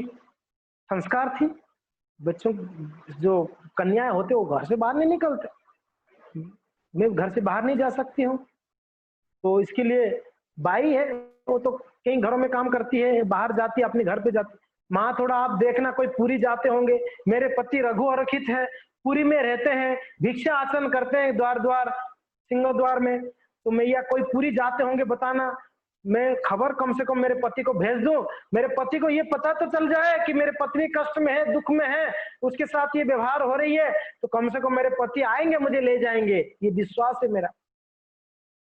तो कुछ दिनों 2-4 दिन के बाद बाई बोलती है कि हे अन्नपूर्णा बेटी, ये खुशखबरी है तेरे लिए, हमारे पड़ोसों ने ना, पड़ोस वाले वो लोग जा रहे हैं जगन्नाथपुरी ठाकुर जी का दर्शन करने तीर्थ में। तो ये सुन के थोड़ा आशा जगी, अन्नपूर्णा क्या की, एक पत्र लिख दी। पत्र लिखी, कहती है, बोलो वही ले आए प्राणेश्वर मुझे बेदासी तुमार, आसंता फाल्गुन मासरे शुक्ल पक्ष पंचमी रे, ए राज्य पात्र कुमार को विवाह करिबे मते ताकू, एथकू चाहि बेगे आसो मोठारे अच्छी जेबे आसो, आसो ना आसो तुम्भ मन मुए बे गणु अच्छी दिन, जेबे कंठ परिसंते देखा न देव तुम्हें मनते, प्राण छाड़िबी आत्मघाते लागिब स्त्री हत्या तोते।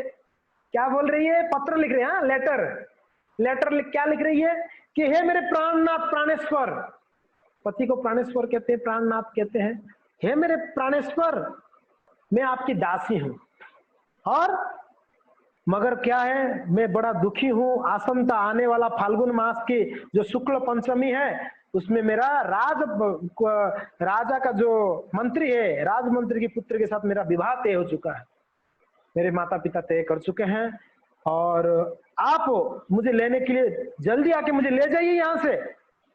आसो न आसो तुम्भ मन मुए बे गणु अच्छी दिन, हे प्रभु, हे मेरे प्राणेश्वर, आप आओ ना आओ आपका इच्छा है, मैं तो अभी बस एक एक दिन गिनते रहूंगा, कब मेरे पति आएंगे मुझे ले जाएंगे, ये गिनता रहूंगा मैं। जेबे कंठ परिसंते देखा न देवे तुम्हें मते, जब आप मुझे दिखाई नहीं दोगे अंत में, तो मैं क्या करूंगी, प्राणों छाड़ी भी आत्मघाते, मैं आत्महत्या कर लूंगी।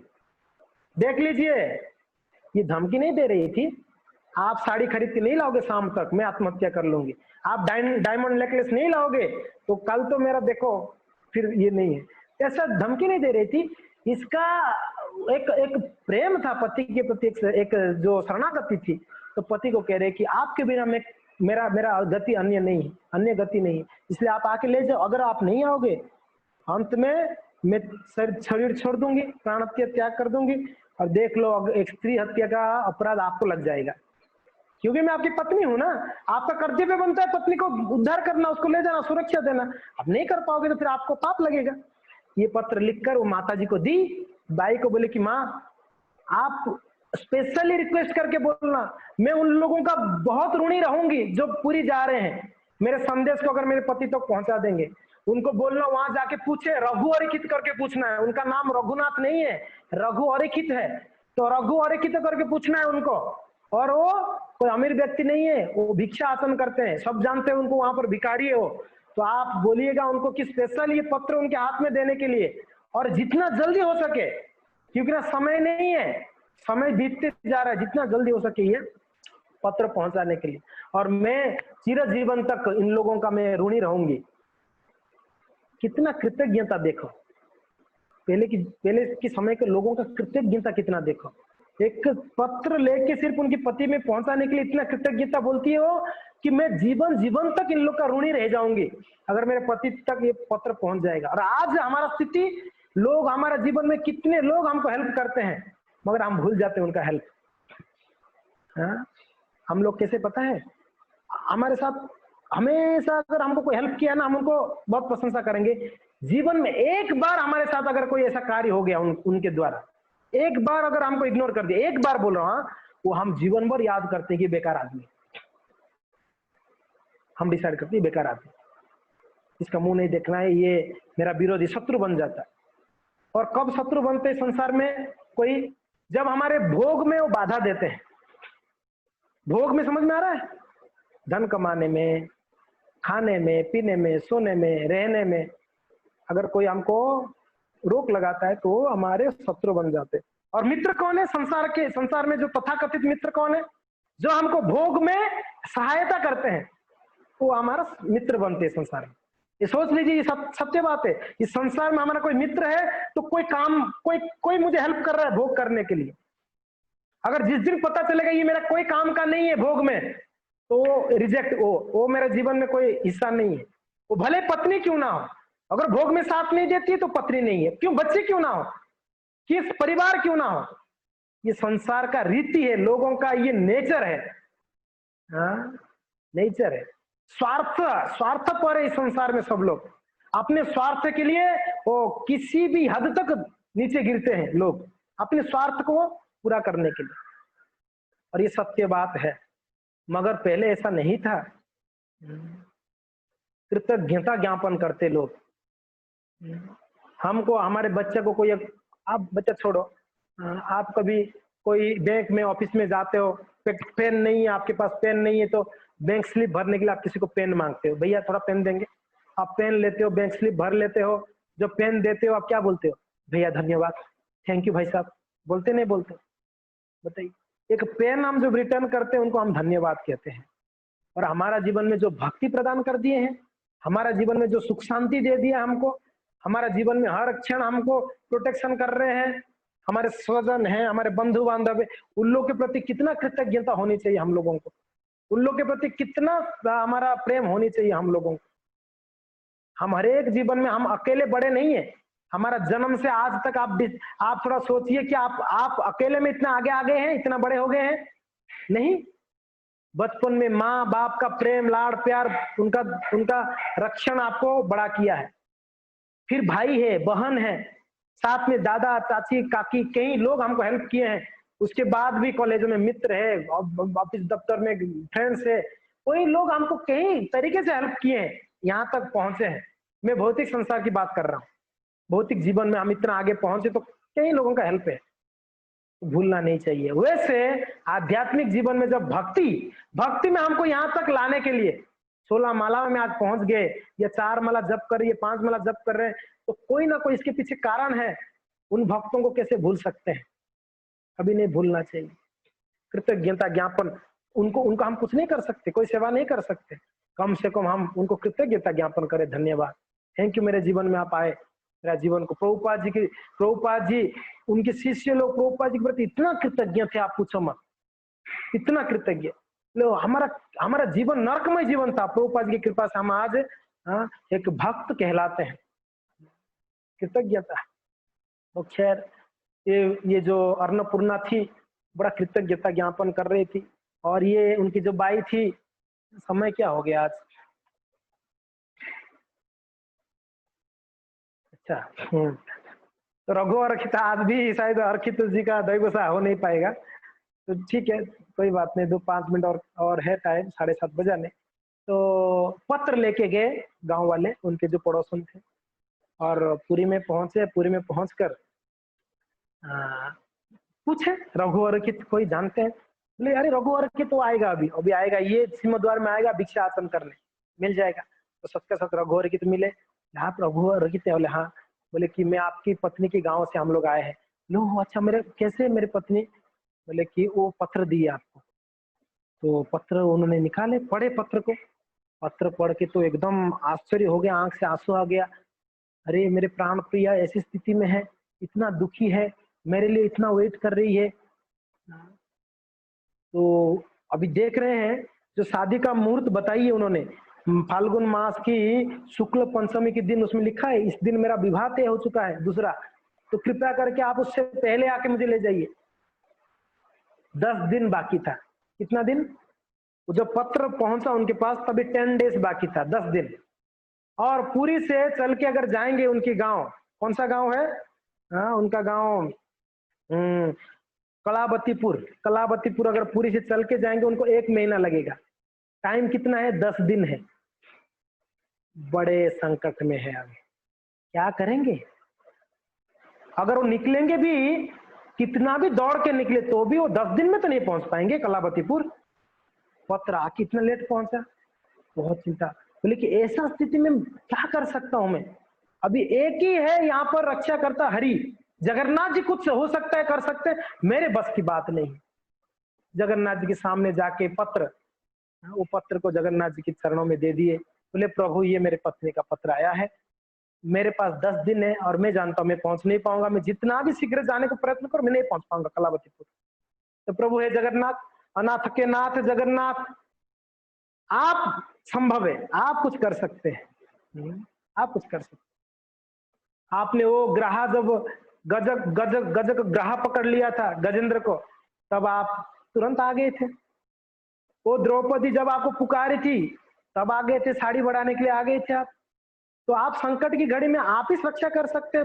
मैं तो साधारण आपके दास हूं, मैं क्या कर सकता। प्रार्थना किए, प्रार्थना करके अंधेरा हो गया रात्रि मंदिर की बाहर। और उनका तो ऐसा तो कोई ऐसा नहीं वासस्थान अच्छा खासा है, कहीं भी सो जाते थे, कोई पेड़ के नीचे, कोई किसी के घर के द्वार पर सो जाते। कैसे उनका बेड क्या होता, चटाई क्या होता, जो गोनी आता है ना, गोनी आप देखा है, औखा, ओडिया में औखा कहते हैं, औखा गोनी, वो गोनी को डाल के वो वहां पर सो गए, गोनी डालकर वो पेड़ के नीचे सो गए मंदिर के बाहर सो गए। बोले दे होगा जो होगा होगा, मैं प्रयत्न करने पर भी मेरे से तो होने वाला नहीं, मैं पहुंच नहीं पाऊंगा। और मैं अभी ऐसा कोई स्थिति नहीं कि मेरा कोई पहचान भी नहीं कि मैं किसको फोन कर दूं, उस समय ना फोन था, मैं पत्र भेजूं भी तो ये पत्र पहुंचने के लिए पता नहीं कितना समय लगेगा, कौन जाएगा, तो पॉसिबल ही नहीं, किसी भी हाल में कोई पॉसिबल नहीं है। तो बस भगवान के ऊपर डाल दी, इतना शरणागत भगवान के प्रति। अभी तो कृष्ण जो चाहेंगे जगन्नाथ करेंगे। तो ये सो गए, चिंता होने पर भी चिंता मुक्त होके सोए। चिंता थी, ऐसी बात नहीं कि चिंता नहीं थी, पत्नी की बात है, चिंता थी मगर इतना भरोसा भी था। चिंता, देखिए चिंता की घड़ी में भरोसा बहुत काम करती है। जब बहुत चिंता आती है ना हमको, उस समय भरोसा कोई होना चाहिए। अगर आपको आपके फाइनेंशियल प्रॉब्लम है तो आपको भरोसा देने वाला कोई है कि नहीं मेरा मित्र है, ये मुझे हेल्प कर सकता है, वो भरोसा आपकी चिंता दूर कर सकती है।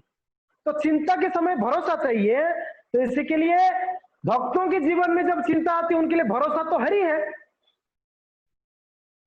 हरि करीबे भवु पारी, आनंदे बोलो हरि हरि, हरि करीबे भवु पारी, आनंदे बोलो हरि हरि, हरि करीबे भवु पारी। गोविंद गोविंद गोविंद पदु गलुछि मकरंद, से मकरंद पान करी आनंदे बोलो हरि हरि, आनंदे बोलो हरि हरि, हरि करिबे भवु पारी। हरि को स्थाने बांधवेला, पारी करिबे चका डोला, से चका डोलांक पयरे मन रहु निरंतरे, मन निरंतरे रहु, हा कृष्ण बोली जीव जाऊ, हा कृष्ण बोली जाऊ जीव, मते उधर राधा धब, मते उधर राधा धब, मते उधर राधा धब। बहुत सुंदर प्रार्थना है। गोविंद गोविंद गोविंद पदु गलुछि मकरंद, गोविंद गोविंद गोविंद और पदु गलुछि, भगवान की चरण कमलों से मकरंद अमृत बह रहा है, ऐसे कह रहे हैं। गोविंद के चरणों से क्या बह रहा है? अमृत बह रही है।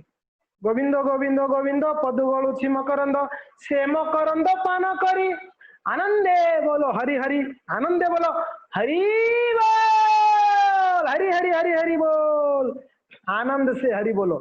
भगवान की चरण कमलों का चरणामृत पान कर कर आनंद से हरि बोलो। आनंदे हरि हरि बोलो, हरि करीबे भवु पारी। हाँ, आनंदे करो हरि करीबे भवु पारी। हरिंको स्थाने बांधो वेला पारी करीबे चौकाडोला। अगर हरिंको स्थाने, अगर हरि के पास शरणागत होते हो तो क्या कहते हैं? पारी करीबे चौकाडोला। चौकाडोला कौन है? चौकाडोला जगन्नाथ जी चौकाडोला है, जिनका चक्का, चक्का यानी गोल, डोला यानी आंख, जिनका आंख गोल है वो चौकाडोला है। पारी करीबे, वो भवसागर से पार करेंगे। पारी करीबे चौकाडोला से चौकाडोला पयरे, वही चौकाडोला की चरण कमलों में मनमो रहू निरंतरे, मेरा मन निरंतर उनके चरणों में लगा रहू। ऐसी प्रार्थना है, एक भक्त प्रार्थना करते हैं, मनमो निरंतरे रहू, हा कृष्ण बोली जाओ जी। मनमो निरंतरे रहू, मेरा मन निरंतर भगवान के चरण में रहना चाहिए। और अंत समय पर हा कृष्ण, हे गोविंद, हे गोपाल नाम उच्चारण करते हुए मेरा जीवन जाना चाहिए। हा कृष्ण बोली जाओ जीवो मत्ते उद्धरो राधा धवो, राधा माधव, हे राधा माधव मेरा उद्धार करो। ये प्रार्थना है, और यही प्रार्थना यहाँ पर कौन कर रहे हैं? रघुवर की तो भगवान के चरणों में कर रहे हैं, क्योंकि ना उनका उनका उनका विश्वास था, दृढ़ विश्वास भगवान के प्रति, अटूट विश्वास होना चाहिए भगवान के प्रति। तो इस विश्वास के कारण क्या हुआ? रघु अर्कित सोए थे, 10 दिन टाइम, 10 दिन था, अभी रात को सो गए। जगन्नाथ जी वहां पर रत्न सिंहासन में बैठे हैं, बड़ा श्रृंगार हो गया। रत्न सिंहासन में जगन्नाथ बलदेव सुभद्रा का शयन दिया जा रहा है। यहाँ रघु अर्कित सोए हैं। अभी वहां पर उनकी पत्नी टेंशन में है, मेरे पति कब पहुंचेंगे मुझे लेने के लिए, चिंता में है। पत्र पहुंचा कि नहीं पहुंचा? अगर पहुंचा तो मेरे पति आएंगे क्या? बहुत सारे क्वेश्चन से मन में। यहाँ रघु अर्कित की मन में प्रश्न है, जगन्नाथ जी कुछ करेंगे? जगन्नाथ जी की मन में प्रश्न मैं करूंगा तो क्या करूंगा? इसके साथ ये सारे प्रश्नों के साथ में मैं आज कथा यहाँ पर विराम देता हूँ। ये प्रश्नों का उत्तर अगर आपको पता लगानी है तो आपको कल शाम को 6 बजे आना पड़ेगा। हरे कृष्णा, जय जगन्नाथ, जय जगन्नाथ स्वामी की जय।